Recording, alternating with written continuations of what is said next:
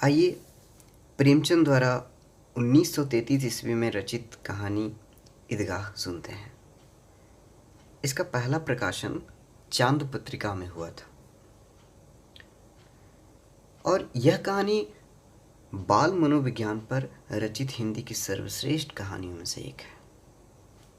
तो चलिए कहानी सुनते हैं मेरे यानी धीरेन्द्र धीरज के साथ। रमज़ान के पूरे 30 दिनों के बाद 30 रोज़ों के बाद ईद आई है। कितना मनोहर, कितना सुहावना प्रभात है। वृक्षों पर कुछ अजीब हरियाली है, खेतों में कुछ अजीब रौनक है, आसमान पर कुछ अजीब लालिमा है। आज का सूर्य देखो कितना प्यारा, कितना शीतल है, मानो संसार को ईद की बधाई दे रहा हो। गांव में कितनी हलचल है, ईदगाह जाने की तैयारियां हो रही हैं। किसी के कुर्ते में बटन नहीं है, पड़ोस के घर से सुई तागा लाने दौड़ा जा रहा है। किसी के जूते कड़े हो गए, उसमें तेल लाने के लिए तेली के घर भागा जा रहा है। जल्दी जल्दी बैलों को सानी पानी दे दें, ईदगाह से लौटते लौटते दोपहर हो जाएगी। 3 कोस का पैदल रास्ता, फिर सैकड़ों आदमियों से मिलना भेंटना। दोपहर के पहले लौटना असंभव है। लड़के सबसे ज़्यादा प्रसन्न हैं। किसी ने 1 रोज़ा रखा है, वह भी दोपहर तक। किसी ने वह भी नहीं। लेकिन ईदगाह जाने की खुशी सबके हिस्से की चीज़ है। रोजे बड़े बूढ़ों के लिए होंगे, इनके लिए तो ईद है। रोज़ ईद का नाम रटते थे, आज वह आ गई। अब जल्दी पड़ी है कि लोग ईदगाह क्यों नहीं चलते। इन्हें गृहस्थियों की चिंता का क्या प्रयोजन। सेवैयों के लिए दूध या शक्कर घर में है कि नहीं, इनकी भला से, ये तो सेवैयाँ खाएंगे। वह क्या जाने कि अब्बा जान क्यों बदहवास चौधरी कायम अली के घर दौड़े जा रहे हैं। उन्हें क्या खबर कि चौधरी आज आंखें बदल लें तो यह सारी ईद आज मुहर्रम हो जाए। उनकी जेबों में तो कुबेर धन भरा हुआ है। बार बार जेब से अपना खजाना निकाल कर गिनते हैं और खुश होकर फिर रख लेते हैं। महमूद गिनता है 1 2 10 12। उसके पास 12 पैसे हैं। मोहसिन के पास 1 2 3 8 9 15 पैसे हैं। इन्हीं अनगिनती पैसों में अनगिनती चीज़ें लाएंगे, खिलौने, मिठाइयाँ, बिगुल, गेंद और जाने क्या क्या। और सबसे ज़्यादा प्रसन्न है हामिद। वह 4-5 साल का गरीब सूरत, दुबला पतला, जिसका बाप गत वर्ष हैजे की भेंट हो गया और माँ न जाने क्यों पीली होती हुई एक दिन मर गई। किसी को पता न चला क्या बीमारी है। कहती भी तो कौन सुनने वाला था। दिल पर जो बीतती थी वह दिल में ही रहती, और जब न सहा गया तो संसार से विदा हो गई। अब हामिद अपनी बूढ़ी दादी अमीना की गोद में सोता है और उतना ही प्रसन्न है। उसके अब्बा जान रुपए कमाने गए हैं, बहुत सी थैलियां लाएंगे। अम्मी जान अल्लाह मियाँ के घर से उसके लिए बड़ी अच्छी अच्छी चीज़ें लानी गई हैं, इसलिए हामिद प्रसन्न है। आशा तो बड़ी चीज़ है, और फिर बच्चों की आशा, उनकी कल्पना तो राई का पर्वत बना लेती है। हामिद के पाँव में जूते नहीं हैं, सिर पर एक पुरानी धुरानी टोपी जिसका गोटा काला पड़ गया है, फिर भी वह प्रसन्न है। जब उसके अब्बा जान थैलियाँ और अम्मी जान नियामतें लेकर आएंगी तो वह दिल के अरमान निकालेगा। तब देखेगा महमूद, मोहसिन, नूरे और सम्मी कहाँ से उतने पैसे निकालेंगे। अभागिनी अमीना अपनी कोठरी में बैठी रो रही है। आज ईद का दिन उसके घर में दाना नहीं। आज आबिद यानी अमीना का पुत्र, आज आबिद होता तो क्या इसी तरह ईद आती और चली जाती। इस अंधकार और निराशा में वह डूबी जा रही है। किसने बुलाया था इस निगोड़ी ईद को। इस घर में उसका काम नहीं। लेकिन हामिद, उसे किसी मरने जीने से क्या मतलब। उसके अंदर प्रकाश है, बाहर आशा। विपत्ति अपना सारा दल बल लेकर आए, हामिद की आनंद भरी चितवन उसका विध्वंस कर देगी। विपत्ति का सारा दल बल लेकर भी अगर कोई आए तो हामिद की आनंद भरी चितवन उसका विध्वंस कर देगी। हामिद भीतर जाकर दादी से कहता है, तुम डरना नहीं अम्मा, मैं सबसे पहले जाऊंगा, बिल्कुल न डरना। अमीना का दिल कचोट रहा है। गांव के बच्चे अपने अपने बाप के साथ जा रहे हैं। हामिद का बाप अमीना के सिवा और कौन है? उसे कैसे अकेले मेला जाने दे? वह भीड़ भाड़ में बच्चा कहीं खो जाए तो क्या हो? अमीना नहीं, उसे अमीना यूं न जाने देगी। नन्ही सी जान 3 कोस पैदल चलेगा कैसे? पैर में छाले पड़ जाएंगे, जूते भी तो नहीं हैं। वह थोड़ी थोड़ी दूर पर उसे गोद ले लेगी। लेकिन यहाँ सेवैयाँ कौन पकाएगा? अगर अमीना जाती तो वह थोड़ी थोड़ी दूर पर उसे गोद ले लेती, लेकिन अगर वो गई तो यहाँ सेवैयाँ कौन पकाएगा?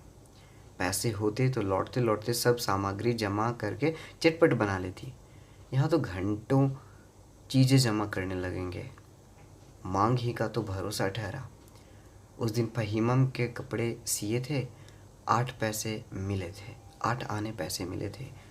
उस अठन्नी को ईमान की तरह बचाती चली आ रही थी इसी ईद के लिए। लेकिन कल ग्वालन सिर पर सवार हो गई तो क्या करती? हामिद के लिए कुछ नहीं है तो 2 पैसे का दूध तो चाहिए ही। अब तो कुल 2 आने पैसे बच रहे हैं। 3 पैसे हामिद की जेब में, 5 अमीना के बटुए में। यही तो बिसात है। और ईद का त्यौहार अल्लाह ही बेड़ा पार लगाएगा। धोबन और नाइन और मेहतरानी और चूड़ीहारिन सभी तो आएंगी। सभी को सेवैयाँ चाहिए और थोड़ा किसी को आंखों नहीं लगता। किस किस से मुंह चुराएगी? और मुंह क्यों चुराए? साल भर का त्यौहार है। ज़िंदगी खैरियत रहे तो उसकी तकदीर भी तो उसी के साथ है। बच्चे को खुदा सलामत रखे ये दिन भी कट जाएंगे। गांव से मेला चला और बच्चों के साथ हामिद भी जा रहा था। कभी सबके सब दौड़कर आगे निकल जाते, फिर कभी किसी पेड़ के नीचे खड़े होकर साथ वालों का इंतज़ार करते। ये लोग क्यों इतना धीरे चल रहे हैं?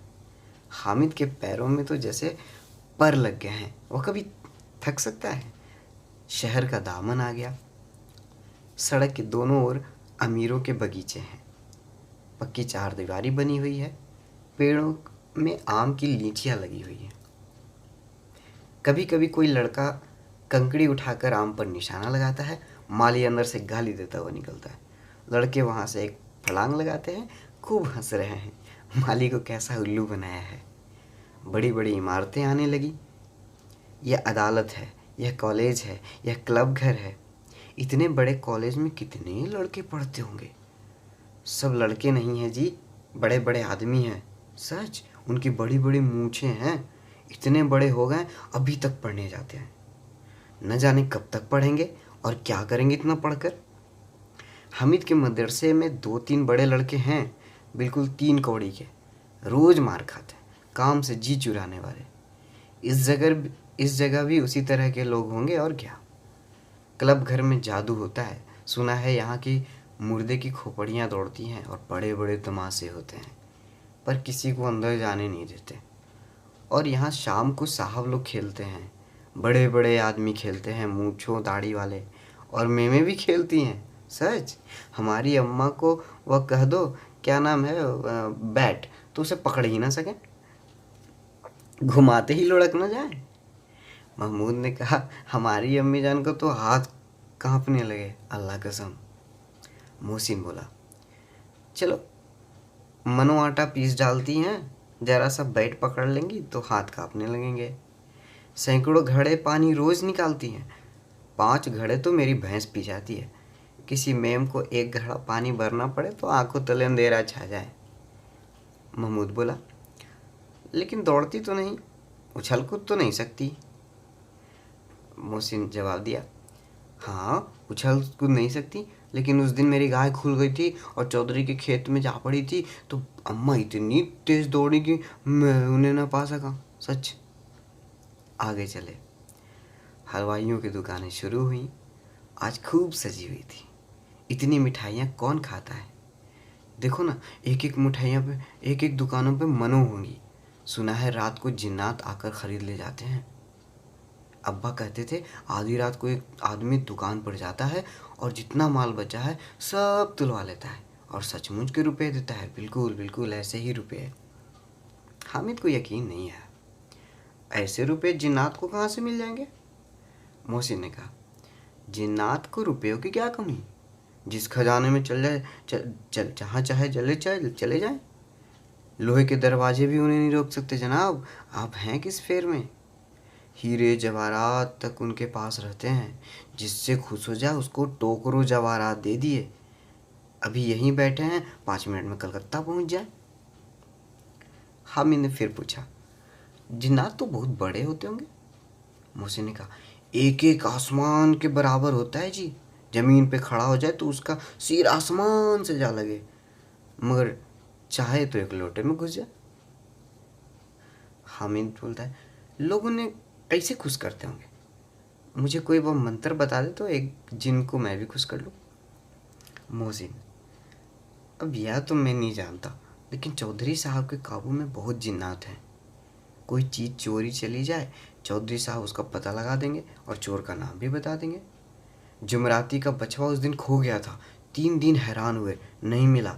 तब झक मारकर चौधरी के पास गया, चौधरी ने तुरंत बता दिया कि मवेशी खाने में, और वहीं मिला। जिन्नात आकर उन्हें सारे जहान की खबर दे जाते हैं। अच्छा, अब उसकी समझ में आ गया कि चौधरी के पास क्यों इतना धन है और क्यों उनका इतना सम्मान है। आगे चलें। यह पुलिस लाइन है, यहीं सब कांस्टेबल कवायद करते हैं। रेटन फार्म फो रात को बेचारे घूम घूम कर पहरा देते हैं, नहीं चोरियां हो जाएं। मौसी ने प्रतिवाद किया, यह कांस्टेबल पहरा देते हैं, तभी तुम बहुत जानते हो। अजी हसरत, यही चोरी कराते हैं। शहर में जितने चोर डाकू हैं सब इनसे मिले रहते हैं। रात को ये लोग चोरियों से कहते हैं कि जाओ तुम चोरी करो, और आपने दूसरे मोहल्ले में जाकर जागते रहो पुकारते हैं। जब भी इन लोगों के पास इतने पैसे आते हैं। मेरे मामू एक थाने में कांस्टेबल हैं, 20 रुपये महीना पाते हैं, लेकिन 50 रुपये घर भेजते हैं। अल्लाह कसम, मैंने एक बार पूछा, मामू आप इतने रुपये कहाँ से पाते हैं? हंसकर कहने लगे, बेटा अल्लाह देता है। फिर अपने बोले, हम लोग चाहें तो एक दिन में लाखों मार लाएं, हम तो इतना ही लेते हैं जिसमें अपनी बदनामी ना हो और नौकरी न चली जाए। हामिद बोला, यह लोग चोरी करवाते हैं तो इन्हें कोई पकड़ता क्यों नहीं? मोहसिन उसकी नादानी पर दया दिखाकर बोला, अरे पागल, इन्हें कौन पकड़ेगा? पकड़ने वाले लोग ये खुद हैं, लेकिन अल्लाह इन्हें सज़ा भी खुद देता है। हराम का माल हराम में जाता है। थोड़े दिन हुए मामू के घर में आग लग गई, सारी ले दे पूंजी जल गई, एक बर्तन तक ना बचा। कई दिन पेड़ के नीचे सोए, अल्लाह कसम पेड़ के नीचे। फिर न जाने कहाँ से 100 रुपये कर्ज लाए तो बर्तन बांटने आए। हामिद बोला, 100 तो 50 से ज़्यादा होते हैं। कहाँ 50, कहाँ 100। 50 एक थैली भर होता है, 100 तो दो थैलियों में भी ना आए। अब बस्ती घनी होने लगी थी, ईदगाह जाने वालों की टोलियां नजर आने लगी थी, एक से एक भड़कीले वस्त्र पहने हुए, कोई इक्का तांगे पर सवार, कोई मोटर पर, सभी इत्र में बसे हुए, सभी के दिलों में उमंग। ग्रामीणों का वह छोटा सा दल अपनी विपन्नता से बेखर, संतोष और धैर्य में मगन चला जा रहा था। बच्चों के लिए नगर की सभी चीज़ें अनोखी थीं, जिस चीज़ की ओर ताकते ताकते ही रह जाते, और पीछे से बार बार हॉर्न की आवाज़ होने पर भी नहीं चेतते। हामिद तो मोटर के नीचे जाते जाते बचा, सहसा ईदगाह नज़र आ गया। ऊपर इमली के घने वृक्षों की छाया है, नीचे पक्का फर्श है जिस पर जाजिम बिछा हुआ है, और रोजेदारों की पंक्तियाँ एक के पीछे एक न जाने कहाँ तक चली गई हैं, पक्की जगत के नीचे तक, जहाँ जाजिम भी नहीं है।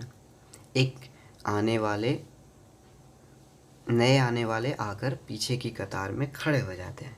आगे जगह नहीं है। यहाँ कोई धन और पद नहीं देखता, इस्लाम की निगाह में सब बराबर है। इन ग्रामीणों ने भी वजू किया और पिछली पंक्ति में खड़े हो गए।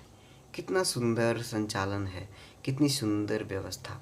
लाखों सिर एक साथ सिजदे में झुक जाते हैं, फिर सबके साथ एक साथ खड़े हो जाते हैं, एक साथ झुकते हैं और एक साथ घुटनों के बल बैठ जाते हैं। कई बार यही क्रिया होती है और बिजली की लाखों बत्तियां एक साथ प्रदीप्त हों और एक साथ बुझ जाएं, यही क्रम चलता रहे। कितना अपूर्व दृश्य था, जिसकी सामूहिक क्रियाएं, विस्तार और अनंतता हृदय को श्रद्धा, गर्व और आत्मानंद से भर देती थी। मानो भातृत्व का एक सूत्र इन समस्त आत्माओं को एक लड़ी में पिरोए हुए है। नमाज खत्म हो गई, लोग आपस में गले मिल रहे हैं। तब मिठाई और खिलौनों की दुकान पर धावा होता है। ग्रामीणों का वह दलबल इस विषय में बालकों से कम उत्साही नहीं है। यह देखो हिंडोला है, 1 पैसा देकर चढ़ जाओ। कोई आसमान पर जाते हुए मालूम होंगे, कभी ज़मीन पर गिरते हुए। यह चरखी है, लकड़ी के हाथी, घोड़े, ऊंट छड़ों से लटके हुए हैं। 1 पैसा देकर बैठ जाओ और 25 चक्करों का मजा लो। महमूद और मोहसिन, नूरे और सम्मी इन घोड़ों और ऊँटों पर बैठते हैं। हामिद दूर खड़ा है, 3 ही पैसे तो हैं उसके पास। अपने कोष का 1/3 ज़रा सा चक्कर खाने के लिए वह नहीं दे सकता। सब चरखियों से उतरे हैं, अब खिलौना लेंगे। इधर दुकानों की कतार लगी हुई है, तरह तरह के खिलौने हैं। सिपाही और गुजरिया, राजा और वकील, भिश्ती और धोबिन और साधु। वाह, कितने सुंदर खिलौने हैं। अब बोलना ही चाहते हैं, लगता है जैसे अब बोल पड़ेंगे। अहमद सिपाही लेता है, खाकी वर्दी और लाल पगड़ी वाला, कंधे पर बंदूक रखे हुए। मालूम होता है अभी कवायद लिए आ रहा है। मोहसिन को भिश्ती पसंद आया, कमर झुकी हुई, ऊपर मशक रखे हुए, मशक का मुंह एक हाथ से पकड़े हुए है। कितना प्रसन्न है, शायद कोई गीत गा रहा है, बस मशक से पानी उड़ेलना चाहता है। नूरे को वकील से प्रेम है। कैसी विधता है उसके मुंह पर, काला चोगा, नीचे सफ़ेद अचकन, अचकन के सामने की जेब में घड़ी, सुनहरी जंजीर, एक हाथ में कानून का पोथा लिए हुए है। मालूम होता है कि अभी किसी अदालत में जिरह या बहस करके चले आ रहे हैं। ये सब 2-2 पैसे के खिलौने हैं। हामिद के पास तो कुल 3 ही पैसे हैं। इतने महंगे खिलौने वह कैसे ले? खिलौना कहीं हाथ से छूट पड़े तो चूर चूर हो जाए, जरा पानी पड़े तो सारा रंग धुल जाए। ऐसे खिलौने लेकर वह क्या करेगा, किस काम के? मोहसिन कहता है, मेरा भिश्ती रोज पानी दे जाएगा शाम सवेरे। महमूद कहता है, और मेरा सिपाही घर का पहरा देगा, कोई चोर आएगा तो फौरन बंदूक से फायर कर देगा। नूरे कहता है, और मेरा वकील खूब मुकदमा लड़ेगा। सम्मी कहता है, और मेरी धोबिन रोज कपड़े धोएगी। हामिद खिलौनों की निंदा करता है, मिट्टी के ही तो हैं, गिरे तो चकनाचूर हो जाए। लेकिन ललचाई हुई आंखों से निगाह खिलौनों को देख रहा है और चाहता है कि ज़रा सा देर के लिए उन्हें हाथ में ले सकता। उसके हाथ अनायास ही लपकते हैं, लेकिन लड़के इतने त्यागी नहीं होते, विशेषकर अभी जब शौक़ नया हो। हामिद ललचाता रह जाता है। खिलौनों के बाद मिठाइयाँ आती हैं। किसी ने रेवड़ियाँ ली, किसी ने गुलाब जामुन, किसी ने सोहन हलवा। मज़े से खा रहे हैं। हामिद बिरादरी से पृथक है। अभागे के पास 3 पैसे हैं, क्यों नहीं कुछ लेकर खाता? ललचाई आंखों से सबकी ओर देखता है। मोहसिन कहता है, हामिद रबड़ी ले जा, कितनी खुशबूदार हैं। हामिद को संदेह हुआ, यह क्रूर विनोद है। मोहसिन इतना उदार नहीं, लेकिन यह जानकर भी उसके पास जाता है। मोहसिन दोने से एक रेवड़ी निकालकर हामिद की ओर बढ़ाता है। हामिद हाथ फैलाता है, मोहसिन रेवड़ी अपने मुंह में रख लेता है। महमूद, नूरे और सम्मी खूब तालियां बजा बजा कर हंसते हैं। हामिद खिसिया जाता है। मोहसिन कहता है, अच्छा, अब की बार ज़रूर देंगे हामिद, अल्लाह कसम ले जा। हामिद कहता है, रखे रहो, क्या मेरे पास पैसे नहीं हैं? सम्मी कहता है, 3 ही तो पैसे हैं, 3 पैसे में क्या लोगे? अहमद कहता है, हमसे गुलाब जामुन ले जा हामिद, मोहसिन बदमाश है। हामिद कहता है, मिठाई कौन बड़ी नियामत है, किताब में इसकी कितनी बुराइयां लिखी हैं। मोहसिन कहता है, लेकिन दिल में कह रहे हो कि मिले तो खा लें, अपने पैसे क्यों नहीं निकालते?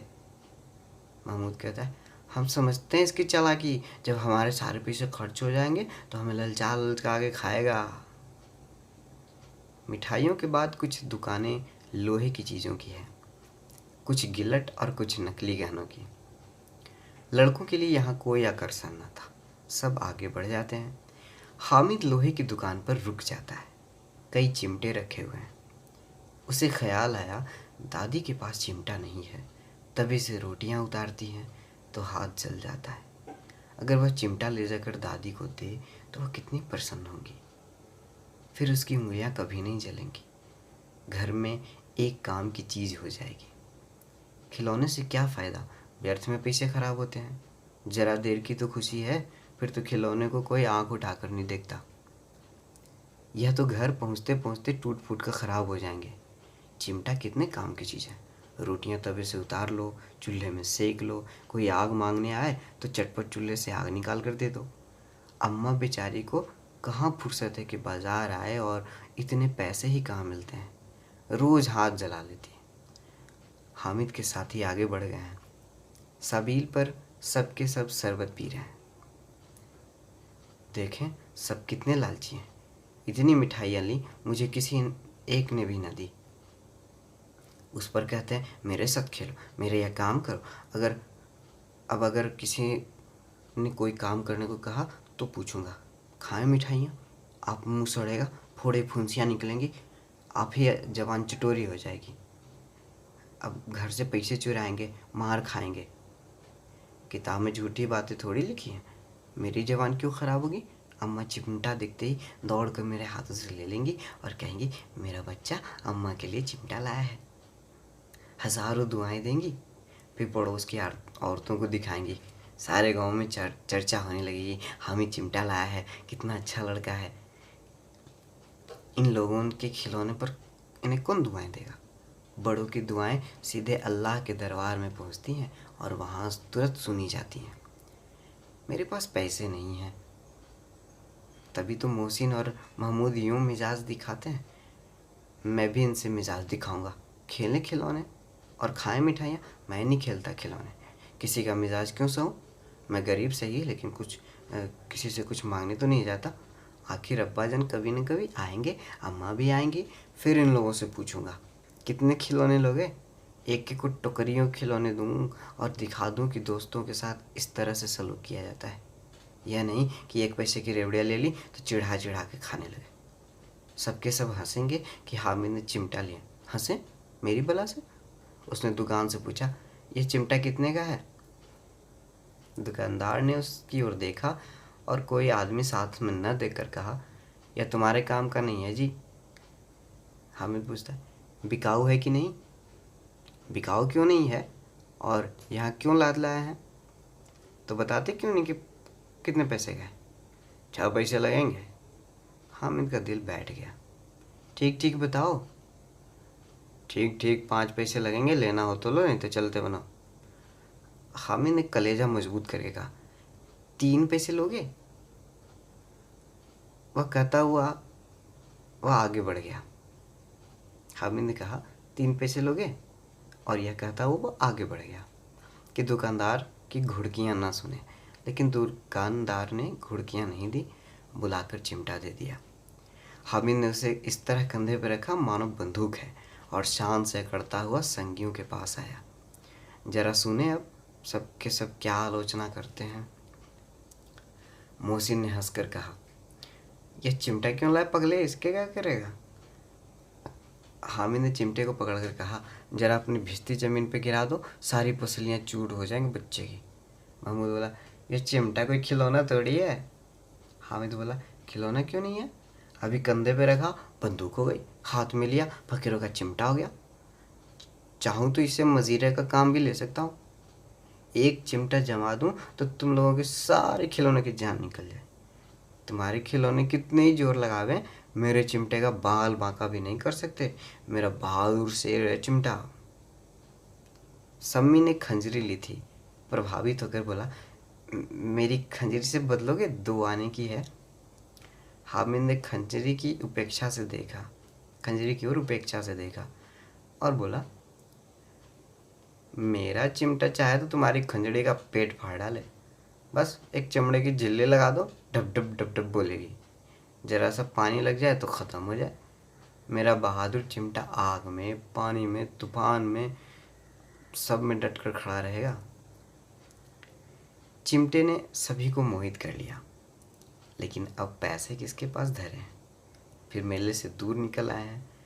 9 कब के बज गए, धूप तेज हो रही है, घर पहुंचने की जल्दी हो रही है। बाप से जिद भी करें तो चिमटा नहीं मिल सकता। हामिद है बड़ा चालाक, इसलिए बदमाश ने अपने पैसे बचा रखे थे। अब बालकों के 2 दल हो गए। मोहसिन, महमूद, सम्मी और नूरे एक तरफ हो गए, हामिद अकेला दूसरी तरफ। शास्त्रार्थ हो रहा है। सम्मी तो विधर्मी हो गया, दूसरे पक्ष से जा मिला, लेकिन मोहसिन, महमूद और नूरे भी हामिद से 1-1, 2-2 साल के बड़े होने पर भी हामिद के घातों से आतंकित हो उठे। उसके पास न्यास का बल है और नीति की शक्ति। एक और मिट्टी है, दूसरी तरफ लोहा। जो इस वक्त अपने को फौलाद कर रहा है वह अजय है, घातक है। अगर कोई शेर आ जाए तो भिश्ती मियाँ के छक्के छूट जाएं। मियाँ सिपाही मिट्टी की बंदूक छोड़कर भागे, वकील साहब की नानी मर जाए, चोगे में मुंह छिपाकर जमीन पर लेट जाए, मगर ये चिमटा, यह बहादुर रुस्तम हिंद लपक कर शेर की गर्दन पर सवार हो जाएगा और उसकी आंखें निकाल लेगा। मोहसिन ने एड़ी चोटी का जोर लगा के कहा, अच्छा पानी तो नहीं भर सकता। हामिद ने चिमटे को सीधा कर खड़ा करके कहा, भिश्ती को एक डांट लगाएगा और दौड़ा हुआ पानी लेके द्वार पर छिड़कने लगेगा। मोहसिन परास्त हो गया, पर महमूद ने कुमक पहुंचाई, अगर बच्चा पकड़े जाए तो अदालत में बंधे फिरेंगे, तब तो वकील साहब के पैर पड़ोगे। हामिद इस प्रबल तर्क का जवाब नहीं दे सका। उससे पूछा, हमें पकड़ने कौन आएगा? नूरे ने अकड़ कर कहा, यह सिपाही बंदूक वाला। हामिद ने मुंह चढ़ाकर, यह बेचारे हम बहादुर रुस्तम हिंद को पकड़ेंगे। अच्छा लाओ, अभी जरा कुश्ती हो जाए, इसकी सूरत देखकर दूर से भागेंगे, पकड़ेंगे क्या बेचारे। मोहसिन को एक नई चोट सूझी, तुम्हारे चिमटे का मुंह रोज आग में जलेगा। उसने समझा था कि हामिद लाजवाब हो जाएगा, लेकिन यह बात नहीं हुई। हामिद ने तुरंत जवाब दिया, आग में बहादुर कूदते हैं जनाब, तुम्हारे ये वकील, सिपाही, भिश्ती महिलाओं की तरह घर में घुस जाएंगे। आग में कूदना वह काम है जो रुस्तम हिंद ही कर सकता है। महमूद ने एक जोर और लगाया, वकील साहब कुर्सी मेज पर बैठेंगे, तुम्हारा चिमटा तो बावर्ची खाने में पड़ा रहेगा। इस तर्क ने सम्मी और नूरे को भी सजीव कर दिया। कितने ठिकाने की बात की है कटपट्टे ने। चिमटा बावर्ची खाने में पड़े रहने के सिवा और कर ही क्या सकता है। हामिद को कोई फड़कता हुआ जवाब न सूझा तो उसने धांधली शुरू की, मेरा चिमटा बावर्ची खाने में नहीं रहेगा, वकील साहब कुर्सी पर बैठेंगे तो जाकर उन्हें ज़मीन पर पटक देगा और उनका कानून उनके पेट में डाल देगा। बात कुछ बनी नहीं, खासी गाली गलौज थी, लेकिन कानून को पेट में डालने वाली बात छा गई। ऐसी छा गई कि तीनों सुरमा के मुंह ताकते रह गए। कानून मुंह से बाहर निकलने वाली चीज़ है, उसको पेट के अंदर डाल दिया जाए। बेतुकी सी बात होने पर भी कुछ नयापन रखते हैं। हामिद ने मैदान मार लिया, उसका चिमटा रुस्तम हिंद है। अब इसमें मोहसिन, महमूद, नूरे, सिम्मी किसी को आपत्ति नहीं हो सकती थी। विजेता को हारने वालों से जो सत्कार मिलना स्वाभाविक है वह हामिद को भी मिला, और उन्हें 3-3, 4-4 आने पैसे खर्च किए पर कोई काम की चीज़ नहीं ले सके। हामिद ने 3 पैसे में ही रंग जमा लिया। सच ही तो है, खिलौने का क्या भरोसा, टूट फूट जाएंगे। हामिद का चिमटा बना रहेगा बरसों। संधि की शर्तें तय होने लगी। मोहसिन ने कहा, जरा अपना चिमटा दो, हम भी देखें। तुम हमारा भिश्ती लेकर देखो। महमूद और नूरे ने भी अपने अपने खिलौने पेश किए। हामिद को इन शर्तों के मानने में कोई आपत्ति नहीं थी। चिमटा बारी बारी से सबके हाथ में गया और सबने खिलौने बारी बारी से हामिद के हाथ में दिए। कितने खूबसूरत खिलौने। हामिद ने हारने वालों के आंसू पोंछ दिए। मैं तुम्हें चिढ़ा रहा था सच, ये लोहे का चिमटा भला इन खिलौनों की क्या बराबरी करेगा। मालूम होता है अब बोले। लेकिन मोहसिन की पार्टी को इस दिलासे से संतोष नहीं होता। चिमटे का सिक्का खूब बैठ गया। चिपका हुआ टिकट अब पानी से छूट नहीं रहा है। मोहसिन, लेकिन इस खिलौने के लिए कोई हमें धुआं नहीं देगा। महमूद, धुआं को काहे लिए फिरते हो, उल्टे मार भी पड़ेंगे। अम्मा जरूर कहेंगी कि मेले में यही मिट्टी के खिलौने मिले तुम्हें। हामिद को स्वीकार करना पड़ा कि खिलौनों को देखकर किसी की माँ इतनी खुश ना होंगी जितनी दादी चिमटे को देखकर होंगी। 3 पैसों में ही वो सब कुछ करना था और उन पैसों का इस उपयोग के पछतावे की बिल्कुल ज़रूरत न थी।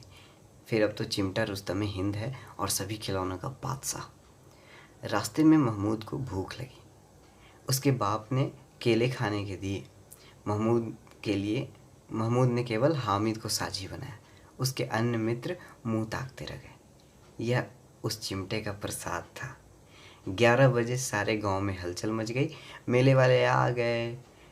मोहसिन की छोटी बहन ने दौड़कर भिश्ती उसके हाथ से छीन लिया और मारे खुसल के जो उछली तो मियाँ भिश्ती नीचे आ रहे और सुरलोक सिधारे। इस पर भाई बहन में मारपीट हुई। दोनों खूब रोए। उनकी अम्मा ये शोर सुनकर बिगड़ी और दोनों को ऊपर से 2 चाटे और लगाए। मियाँ नूरे के वकील का अंत भी उनके प्रतिष्ठा अनुकूल इससे ज़्यादा गौरवमय हुआ। वकील जमीन पर या ताक पर तो नहीं बैठ सकता था। उसकी मर्यादा का विचार तो करना ही होगा। दीवार में 2 खुट्टियाँ गाड़ी गईं। उस पर लकड़ी का एक पटरा रखा गया। पटरे पर कागज़ का कालीन बिछाया गया। वकील साहब राजा भोज की भांति सिंहासन पर विराजे। नूरे ने उन्हें पंखा झलना शुरू किया। अदालत में खस की टट्टियाँ और बिजली के पंखे रहते हैं। यहाँ क्या मामूली पंखा भी ना हो? कानूनी की गर्मी दिमाग पर चढ़ जाएगी कि नहीं। बांस का पंखा आया और नूरे हवा करने लगे। मालूम नहीं पंखे की हवा से या पंखे की चोट से वकील साहब स्वर्गलोक से मृत्युलोक में आ गिरे। उनका माटी का चोला माटी में मिल गया। बड़े जोर शोर से मातम हुआ। वकील साहब की अस्थि धूरे पर डाल दी गई। अब रहा महमूद का सिपाही। वह चटपट गांव का पहरा देने का चार्ज मिल गया उसे। लेकिन पुलिस का सिपाही कोई साधारण व्यक्ति तो था नहीं जो अपने पैरों से चले। वह पालकी पर चलेगा। एक टोकरी आई। उसमें कुछ लाल रंग के फटे पुराने चीथड़े बिछाए गए जिसमें सिपाही साहब आराम से लेटे। नूरे ने यह टोकरी उठाई और अपने द्वार का चक्कर लगाने लगे। उसके दोनों छोटे भाई सिपाही की तरफ से छोने वाले जागते हो पुकारते हैं, मगर रात तो अंधेरी होनी ही चाहिए। महमूद को ठोकर लग जाती है। टोकरी उसके हाथ से छूटकर गिर पड़ती और मियाँ सिपाही अपनी बंदूक लिए ज़मीन पर आ जाते हैं और उनकी एक टांग में विकार आ जाता है। महमूद को आज ज्ञात हुआ कि वह अच्छा डॉक्टर है। उसको ऐसा मरहम मिल गया है जिससे उसकी टूटी टांग को आनन फानन में जोड़ सकता है। केवल गूलर का दूध चाहिए। गूलर का दूध आता है, टांग जोड़ दी जाती है। शल्य क्रिया असफल हुई तब उसकी दूसरी टांग भी तोड़ दी जाती। अब कम से कम एक जगह आराम से बैठ तो सकता है।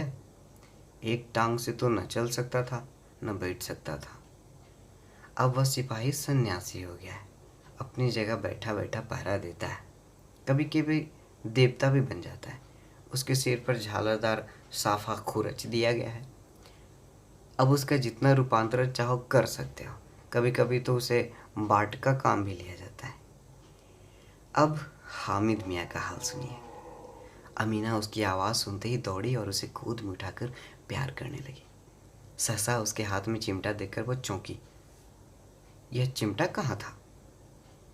हामिद ने कहा, मैंने मोल लिया है। क्या पैसे में? 3 पैसे दिए।